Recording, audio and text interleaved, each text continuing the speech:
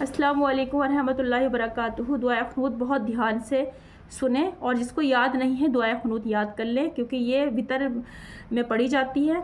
और बस इतनी है कि अगर जिसको बंदे को याद नहीं है उस टाइम तक, जब तक वो याद नहीं करता है तो उसको कुल पढ़ लेना चाहिए, लेकिन बहुत जल्दी उसको याद करना चाहिए क्योंकि ये वाजिब है और इसको छोड़ना नहीं है और इसको याद करके दुआ क़ुनूत को उसमें शामिल करना है। तो इसमें पढ़ते हैं बिस्मिल्लाहिर्रहमानिर्रहीम। अल्लाहुम्मा इन्ना नस्तईनुका व नस्तगफिरुका व नुमिनु बिका व नतवक्कलु अलैका व नुस्नी अलैकल खैर।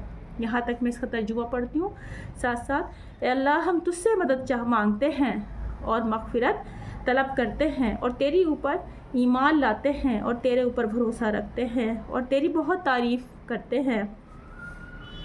वनशकुरुका वला नकफुरुका वनक़लउ वनतरुकु मय्यफ़जुरुक।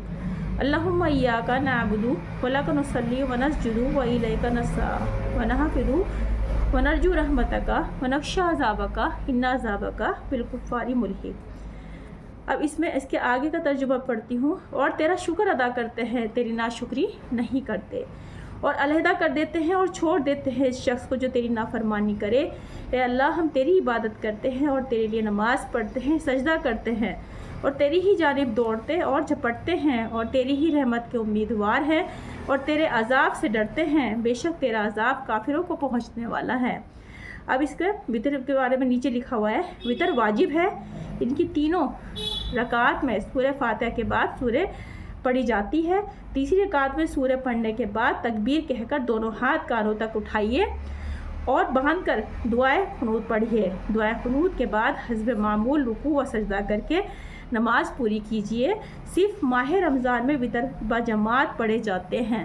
ये भी इसमें बताया कि सिर्फ माह रमज़ान में वितर ब जमात पढ़े जाते हैं।